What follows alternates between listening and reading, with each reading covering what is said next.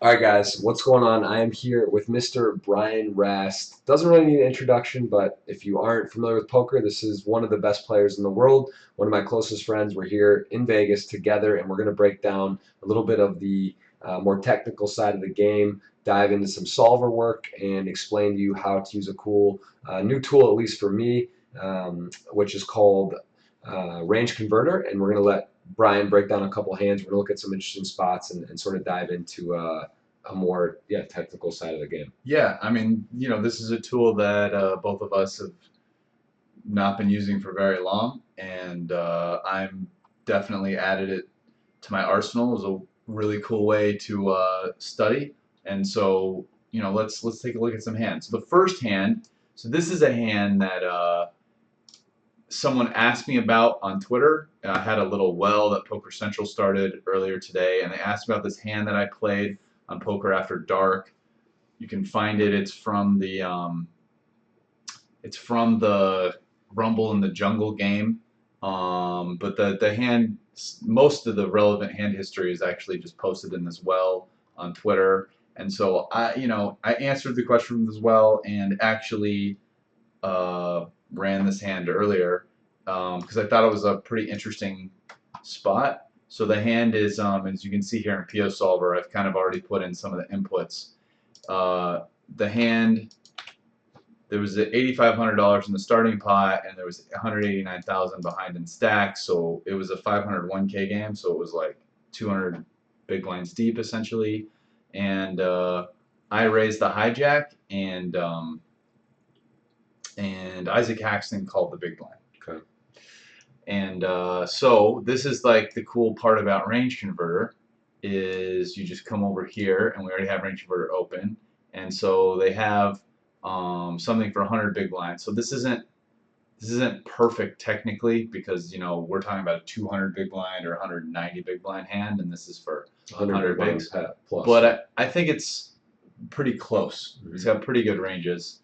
I don't think there's a really significant difference here between like what you're going to open in the hijack, for example. Now explain. So again, RangeConverter. This is a more advanced kind of software and how it kind of solves for positions and spots, what the correct play would be. So break that when you're clicking on this stuff. Explain what you're doing here.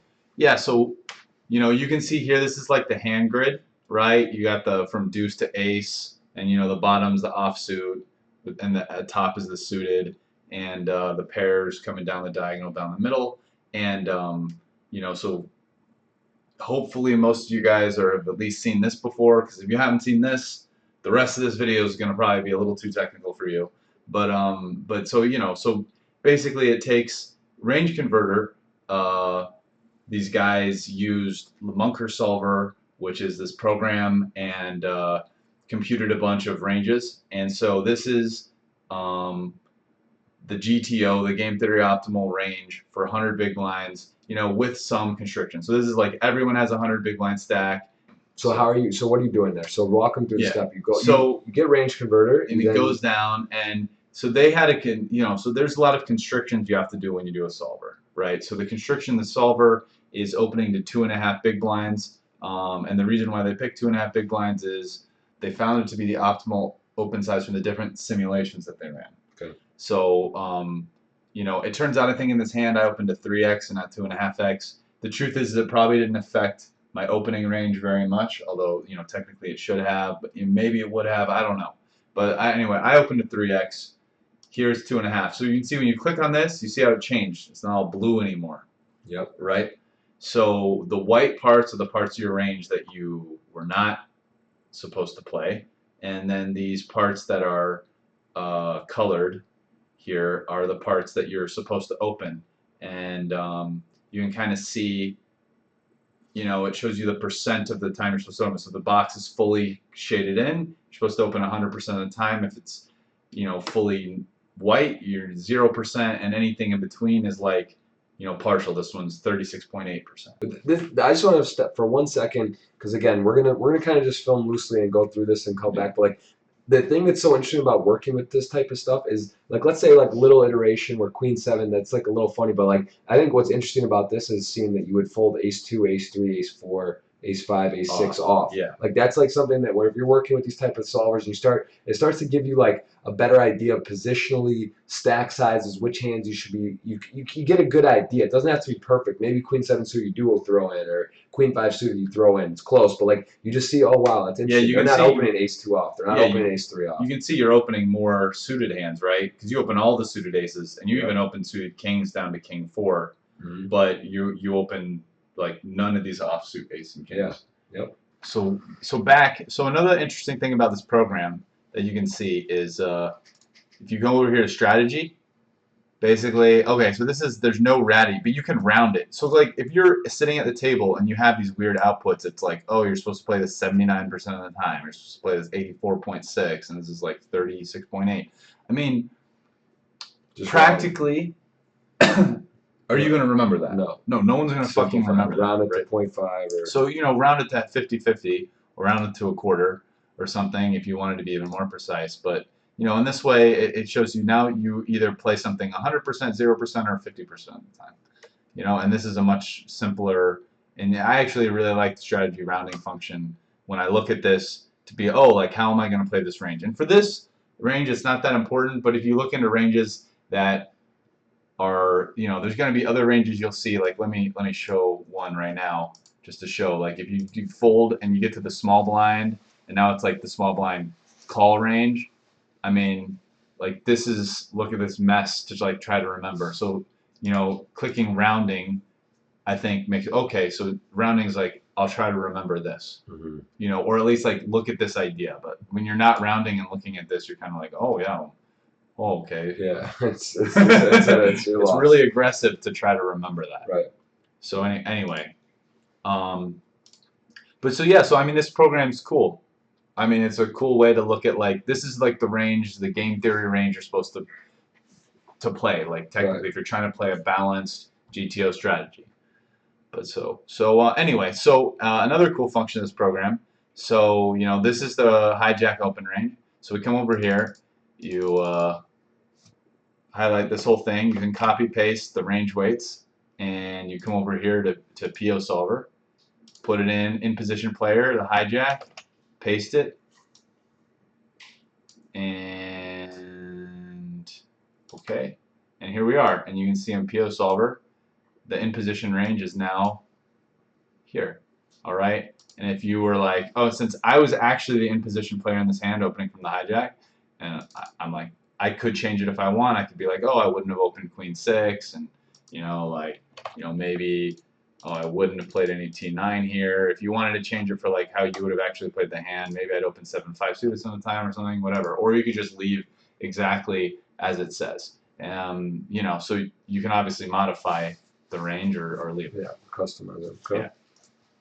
So now we're going to get the out of position, which in this hand is Ike. So coming back over here, you see cutoff fold. So I open and it's folded around to the big blind. The big blind has these options, so you can fold, call, or 3-bet.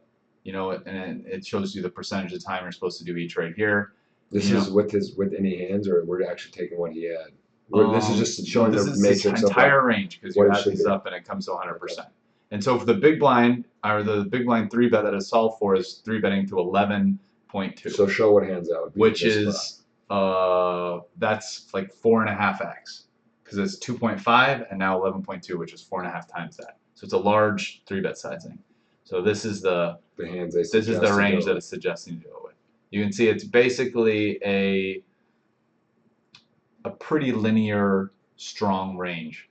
There's no like, I mean, you're not just like getting some like really weak kind of hands. I mean, it's all your best hands and then some kind of like faded out from that with linear strong. Some suited 4-5. Yeah, suited stuff, suited connectors, some suited aces, a lot of suited Broadway stuff. Not that much off stuff at all. But anyway, so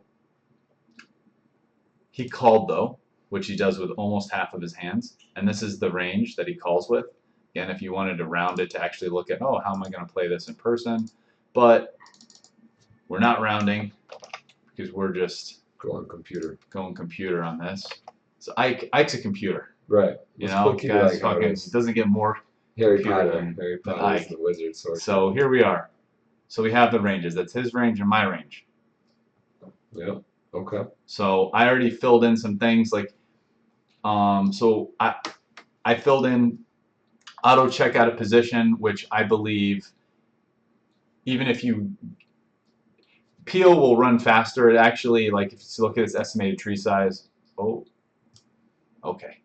So You just took off a 0 there. yeah. So even though in the real pot it was 8,500 and 189,000, took off a 0, and maybe it makes it go faster. I don't know. Anyway, so I divided by 100 here to simplify it a little bit. But so, you know, if you estimate the tree size, the estimated tree size is this big. You know, I'm just going to show you this. If you even put in a leading range, it actually makes it a lot. You know, it's going to take longer. And the truth is that I promise you that on 10-5-3 Rainbow, just from my experience, with these ranges here, the big blind is 0% lead. Yeah, I mean, because the imposition has such a range advantage. All aces through nines. Like if you're looking at the out of position range again, they have no aces through jacks. They barely have tens. You know, they don't have some very good hands. Like here's some hands that flop top pair here, that are suited, that are 3-betting. You know, and they have a lot of this junk right here, which is like there's a few 2 pairs here, but a lot of nothing. You know, some of this king high junk that's nothing on this board. So, you know, for sure the range is going to be weaker. There's going to be a big range advantage for in position, who has all of that, and the out of position is going to be 0 lead. So in order to make the sim run faster, you don't put in this. Like again, also if you wanted to put in a lot of different bet sizes to, you know, see what type of bet size it likes, you could do that. It would make the simulation take longer. I'm putting in the bet sizes on the 2 streets that were actually used in the hand. Okay. Okay, so I bet 55% on the flop and 63% more or less on the river, and this was the size Ike raised to. On the turn, I did put in multiple bet sizes because the turn went check check, just so that like maybe the turn would be, you know, simulated for the EV more accurately.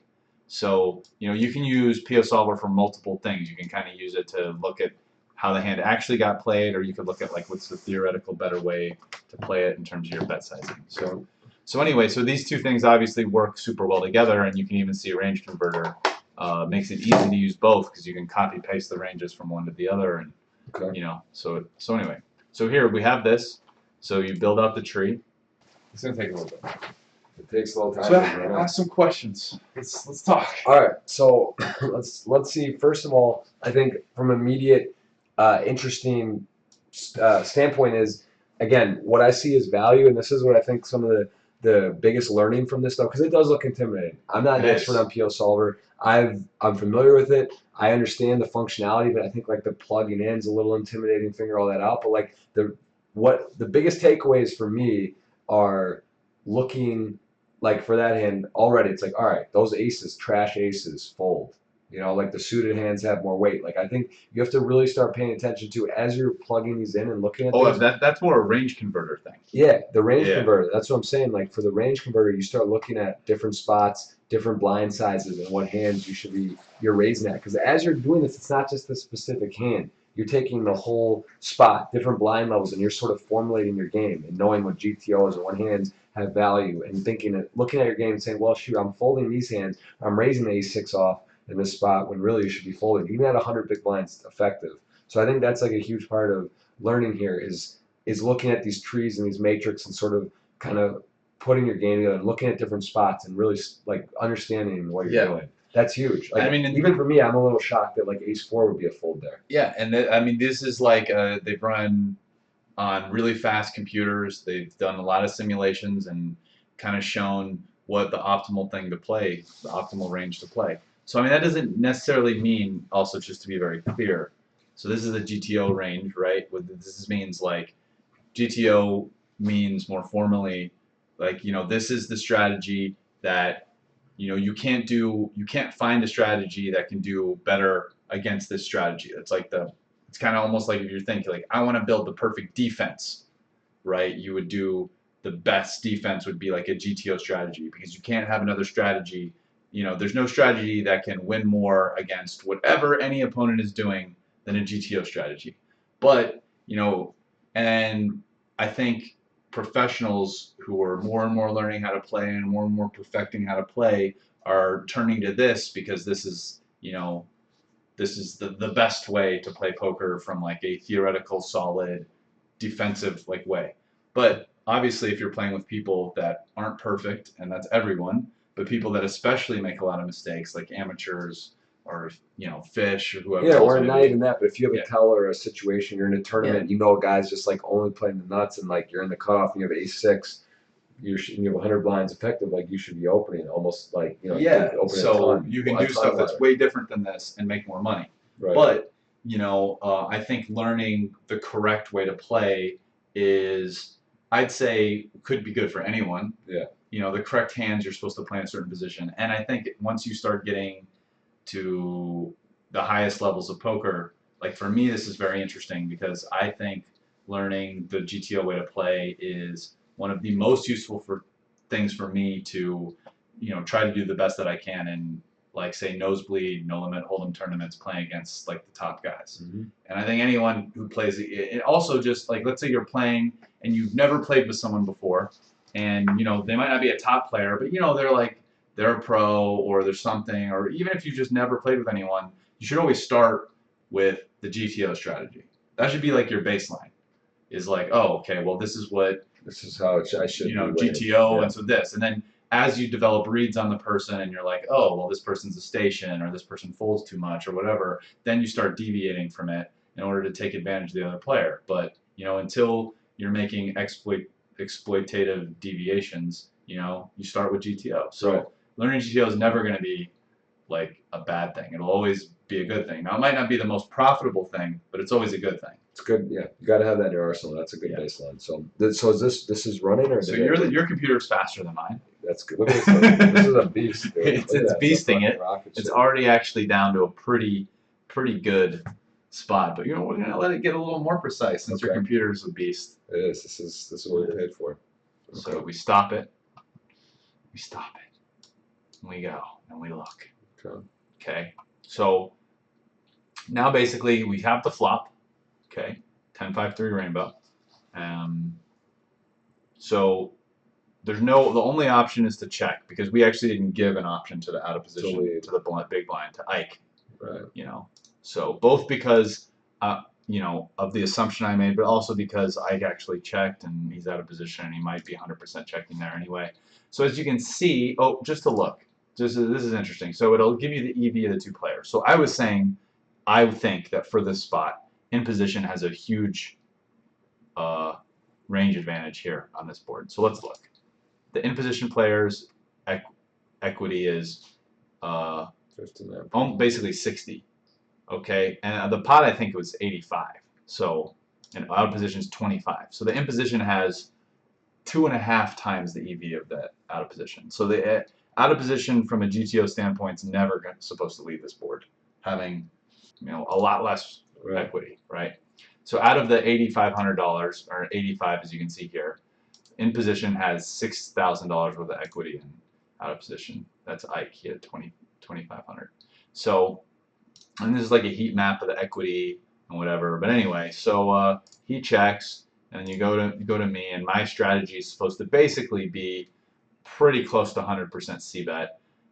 It's possible that if you ran this out, it might go to 100% c-bet. Even if it didn't, I think practically when you see something like this, if you were like, I'm just going to 100% c-bet here, you'd probably be fine.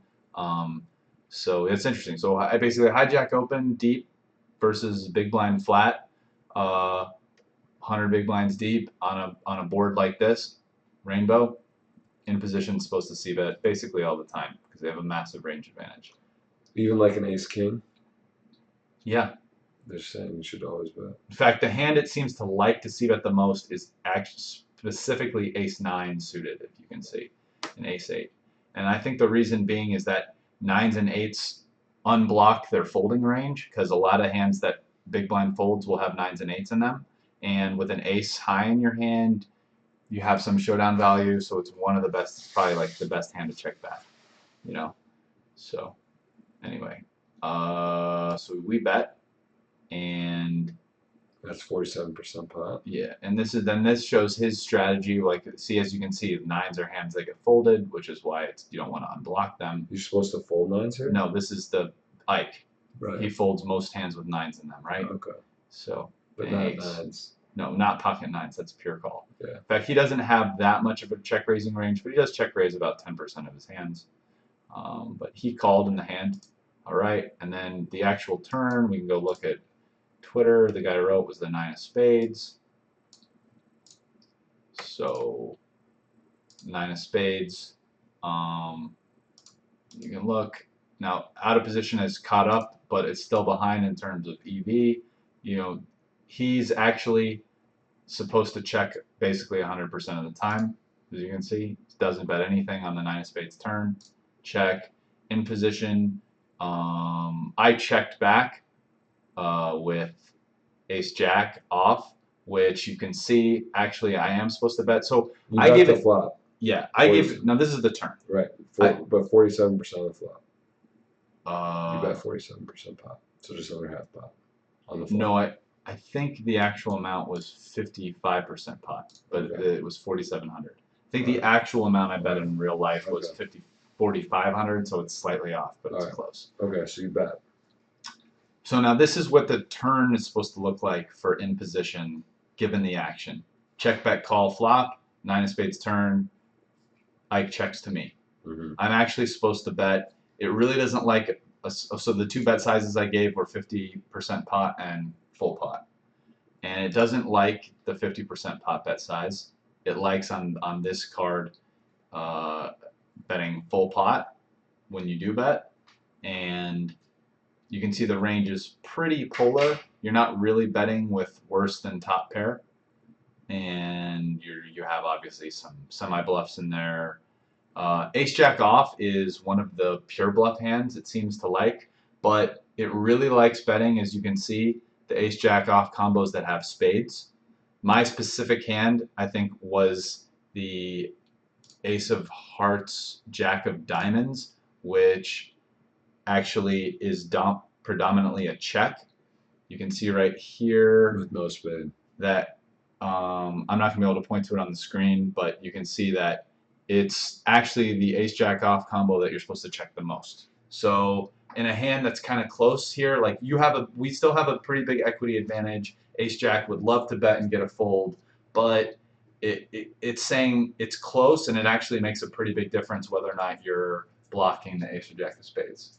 And the river was a jack. I believe it was the jack of hearts, but jack of hearts. And which is a pretty interesting card. So anyway, I checked, but this is interesting. He's supposed to basically be betting almost all of his tens for value on the river. Even 10 deuce, slightly more EV betting than checking. But queen 10 is solidly more EV. It's almost all the way, it looks like. Yeah. It's like so the biggest one. He checked. I'm supposed to 100% bet ace jack, which I did for I think about this much. And then so now is when the hand gets interesting, because Ike went in the tank and I bet like 11.5k or something, and he makes it 60k, which is over pot size raise. So if you actually look here, if he checked queen 10, and you can see that it's very thin, and the reason why is because he's supposed to be mostly betting queen 10. That's why he doesn't come to the river with his combo very much. But if he checked it, it's definitely supposed to be 100% call. No raise and no fold is what it's saying at GTO. Ike came up with a different answer. Maybe I'm sure he had his reasons. Maybe he thought, given my bet size, I was extra likely not to be very strong or whatever. And, who knows? I don't know. But he decided to raise. As you can see, he had some of the right idea. Like the hands that you're actually supposed to be bluff raising the most are hands with a smaller pair than a 10 that have a queen or a king. And in fact, these are the bluff raise hands. King 9 and Queen 9 suited, especially with a diamond for whatever reason. King 9 of diamonds loves bluffing. These are the favorite bluffs, but the next favorite bluffs are Queen 5 and Queen 3 suited, which makes sense because they're a smaller pair than a 10 and you're blocking straights with the queen, right? And King 5 and King 3 suited also are very small check raise bluffs. You can see on a lot of these Queen 10 combos are very close, right? It's only like one, some of the between 4 and 1 difference, right? Okay. So, yeah. I guess if he has a spade, you really don't want to raise if he has a spade. I wonder if he had a spade. He did have a spade. He had Queen of clubs, 10 of spades. And according to them, Queen of clubs, 10 of spades here. Oh no, only 3. You really don't want to have the Queen of spades, actually. Look, if you have the Queen of spades in your hand, it's actually a pretty massive equity blunder to check raise. But his hand is less than 3. Well, what is it? Okay. So, anyway, so he check raised, and I went in the tank. And as you can see, I'm supposed to basically pure fold my hand. In fact, according to GTO, it's a pretty reasonable error to call with my hand as opposed to fold. So you guys, 2 wrongs made a right, basically. Yeah, but you know, I actually knew. I believe I even said in the clip because I just watched the clip earlier to get the hand more precisely. I even think I said this is a bad hand to call with. I knew this was not a hand I was supposed to call with. I just had a little bit of a read that I thought he was extra likely to be bluffing for some reasons that I don't want to say because I play with Ike actually all the time now. Yeah. So I ended up calling, but and you know ended up that he was bluffing, but yeah, no. So this hand was pretty interesting, and obviously this shows some of the power of PO Solver, but all of this stuff with PO Solver, which is really cool that we looked into, was kind of like, you know, activated in some ways by this range converter, which, you know, you can see is a very powerful. You can instantly get GTO ranges for everything, and you know, it can even, you know, you can make you can get ranges for multi-way positions. You can get like hijack, raise, button call, big blind 3-bet, hijack call. What do you do on the button?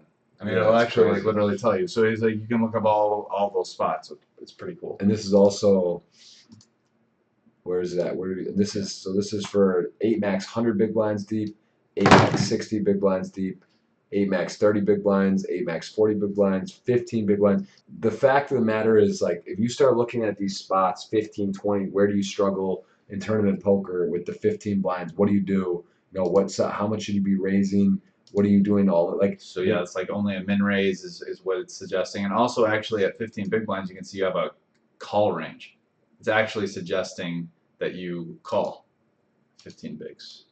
You're not supposed to jam anything under the gun, and for 15 blinds at 8-handed under the gun, and this is the call. So call, min raise.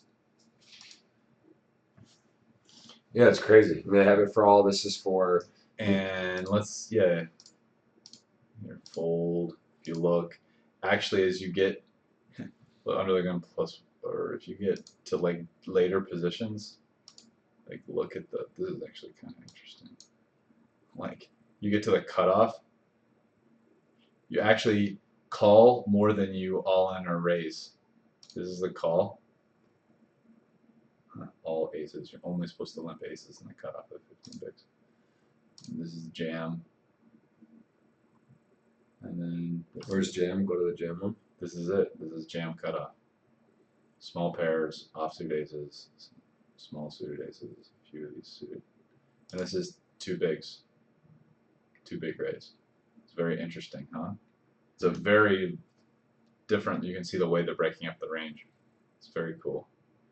So yeah, I mean, so anyway, I mean, you know, so range converter is something you have to purchase. We're not just going to go show all the ranges, Right. give away range converter secrets. But you can see there's a lot of really powerful information on there. For sure. And again, this is a new tool. It's new to me. It does, if you're seeing this for the first time, I have a little bit of background in PO, and I've looked at this range converter. It does look intimidating. Again, as Rast mentioned, you can mess with the weight. Here it's breaking down 0.10 or different. You can round it 0.25, 0.50. It looks a little less intimidating when you start looking at the ranges and breaking that down. But again, guys, we're happy to answer questions. There's comments, put them below. Tell us what you think about the video. Tell us what your thoughts are. We're not here to scare you. This is definitely for the little more advanced player, but if you want to take your game to a new level, if you want to have an advantage, there is stuff. You see some of the same players doing very well in tournaments. I can tell you they've done work. There's guys doing solvers. There's guys in the lab. There's guys studying. There's guys talking about hands. So there's just stuff I can talk about on my Twitch. I can answer some comments in the YouTube section. This isn't expensive. There's different variations of this, but the overall program, this runs around $3,000 if you use code. We'll put it below in the show more. Flow10, get you a discount, 10% off. And there is other portions of this that aren't just 3,000. You can buy like for a specific set, like for 100 blinds, 10 blinds. So there are some options here, but really this is something Rast and I are working on. I'm trying to get better, and it's like, I find myself in a good position in poker. I feel like I'm a winning player, but what's going to get me over the hump? What do I need to do to take my game to another level? And this stuff does look intimidating, but it's just something that takes a little bit of time that you can break down. It's not that complicated. It takes a little repetition. Watch some other videos. There's people doing work on this. We're happy to go over this, some other stuff, and answer questions. This is sort of a test experiment to see what you guys think. We can do some of this live on Twitch, where we can have some interaction live and people can ask questions. But for now, I think this is a cool intro, and for me personally, I know I'm learning every time as well. And I think Rast, even for yourself, you've done some of this, but even kind of talking about it like something you've done this hand before, but you may even learn something new when you go over it again, or you look at it, or you pick up on a range or a spot, and you're like, oh wow, that's interesting. So it's like always, I think that's the key, not to focus on the exact hand, but focus on the spot, the ranges, and sort of like just kind of have a working formula in your head that you don't have to memorize everything, but you kind of get an idea. Oh, 6-5 suited, 5-4 suited is a good balanced bluff in this spot. Oh, like A7 off, I'm supposed to fold in the cutoff with 100 big blinds when effective. Like just kind of getting a better feel for the different hand matrix and where to utilize the spots. Yeah, and there's obviously going to be some ICM spots in tournaments Range Converter might even have ICM stuff. I think maybe it does, but what we're looking at doesn't have that. But yeah, I mean, I think on any level, like the Range Converter stuff can be useful, even for people that aren't as advanced as us. Right. I mean, because it's basically talking about like what hands. Everyone's always like, oh, what hand should I open from where? I mean, it does take a little bit to look. It's a little more complicated than something really simple, but I mean, this is giving one of the purest, truest answers out there to that question. Anyone like looking to work on their game can get something out of that. Yeah, and I just want to say, like, there's gonna be people at home or get intimidated by it, or they're like, man, this is why poker is dying. But like the reality is, like, you know what? There's people backgammon, other game, like, just because the information's out there doesn't mean everyone's doing it. Like, this is not cheating. This is not something when you're playing online poker that like you have up and you're gonna be able. Like, it takes a while. We worked through one hand. It's taken us a while. Yeah. You don't just like plug it in and like you can't like run like stuff while you're playing. But it's good to study after. It's good to get a feel for it. And just because you're willing to take some time and do some homework and dive into the game, it doesn't like think about it. This is complex, no question about it. So like it's going to take time. It's going to take effort to apply it, to use it, to understand it. And more power to you. If you're going to take hours of a day and be doing the work, like you should be. That's on you to gain an advantage. So more power to you. And I know I need to work on my game. Brad, this is one of the best players in the world. He's working on. No, I need to work on my game. I mean, I can say that if I go back like 3-4 years ago and before, I thought a lot of the people playing top no limit were a lot worse than they are now, and it was a nice situation, and people got a lot better in the last few years, and I kind of knew the reason why is people are, there's a lot of stuff that's come out on sims and solvers, and a lot of the top players are studying and working and getting better, and I was focusing on mix, and actually the whole reason why we're even using Range Converter now is because like I came to Jeff and I was like, yo man, like what's going on? We gotta do something about it. I can't take it anymore. I'm not gonna play any of these like nosebleed, no limit tournaments unless I work on my game. And Jeff was like, yeah, let's do it. So when we found RangeConverter, and I mean, I can tell you, like, I already had kind of known about PO, I already knew how to use it, but you know, actually seeing some of the ranges and learning some things about, oh, this is like really what it's saying, and especially like, can't say I maybe learned a lot about 100 big blind ranges, but a lot of the stuff it says about like 15 big blind, 20 big blind, 30 big blind ranges, and this is like actually very interesting, and I feel like I've already learned a lot just from using it. Absolutely. Even just like small blind, big blind stuff. Small blind, big blind, something I really wanted to. 10, 15, like 20 blind, like what change you're limping versus raising and why. It's very interesting, and you start thinking about the reasons of it, how many times you just spaz shove 15 blinds or 20 blinds, or like where like that can be like there's so many times in poker you're deep in a tournament and like you get down to that 15-20 blind range, and maybe like you're playing your sevens a different way where you got to take that little extra edge, but you're gonna get a huge advantage in a spot. We're gonna get a huge spot to double. Like looking back in all the years of playing in situations, like having this information would have been valuable, but guess what? Like other people don't have the information, they don't know how to apply it, or they don't think about it right. So like you can take this and literally use this to maybe one specific blinds you're not playing correctly, or you're not even thinking about it. Like you just assume, well, sub 20 blinds, I had pocket sixes, I should be jamming in blind on blind. Like maybe that's not the right answer, and that alone can make a big difference in a game. I mean, one spot deep in a tournament can be the difference in winning, huge money versus just getting 10th or 12th, or even winning the pot but not doubling, or not giving yourself a good chance to be in it. Because like how many times do you get a favorable spot deep in a tournament when you're blind on blind? Like using that to your advantage, playing the best you can play, it's huge, and that's something I know I'm guilty of, and even hearing Rast say the same. We're not going to break down every spot, every range, every position, but this is actually don't get better at poker. Yeah. You don't want that, Stay it's back. Like the home shopping network. We go out and play with Pull you. the plug, man. Shut this shit down. So we go play with you. I'm not putting this on YouTube. You can't put this out there. That's out. We're just for our own benefit, but no, seriously, thank you to Craig. Thank you to RangeConverter, and they have a good product. They have a great product, and I will say this, guys: if you like this content, Rast and I happen to be in Vegas at the same time. Right now, Rast is here. I'm not here a lot. If you guys like the video, please hit the thumbs up. Please hit the subscribe. Please leave comments below. If this is just like rocket science over your head, you hate it, let us know. It's too complicated. If there's parts you have questions about, you love it, let us know. And like, the more we see feedback, more we'll kind of dive into it. Maybe I'll be in Miami. Rast can call in. We can take a couple questions here and there in the future. But let us know what you think, and let us know if this was helpful, at least to kind of seeing how it works. And I know for me it was. Even tonight, with seeing this before, I feel like I've learned something, how it works, how to plug in and have an idea. Yeah, head over to my my Twitter and Instagram, Zarrast, TSARRAST.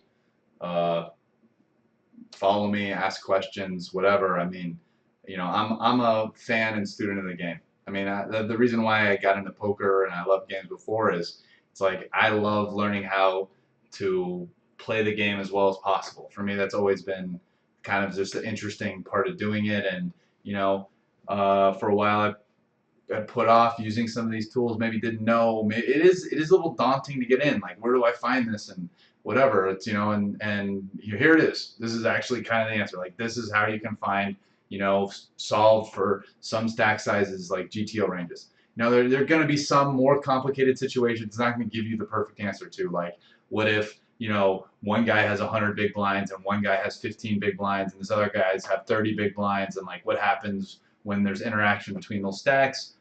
I mean, it's not going to have that solved, but you start looking at, okay, well, this is what it's saying for this stack size, this is what it's saying for this size, and if you want more complicated things, you can try to Sherlock Holmes and figure it out yourself a little bit. Right. But I mean, what it gives you a good fundamental, it gives you a good baseline, and from there, you can kind of you can do the best you can, and you get a lot of information, and no one's perfect, and this is why it's fun, because it isn't completely solved. And it doesn't just tell you the answer for any situation, but it's telling you the answer for some generalized important things, and then you got to figure out the rest from there. I think that's why we love poker. The most important part of all this is to understand, again, GTO. Do the best you can, understand the right thing, and then you have the exploitive. How you play against Rast with 50 blinds deep in a WPT isn't going to be the same how you play against Joe Schmo or Sally, who's in there, who's blind. Look in her hand, she's folding the cutoff when you're or folding the button when you're on the cutoff. You just know when she's always folding. You're opening A7 off. but normally you'd fold. So this is a good baseline. Learn GTO, know the right decisions, spend the time in the lab. Drop bombs on them. Yeah, drop bombs, do your thing. Good luck to you out there, and leave some comments. Let us know what you think, and we'll be back for some more in the future. Yeah,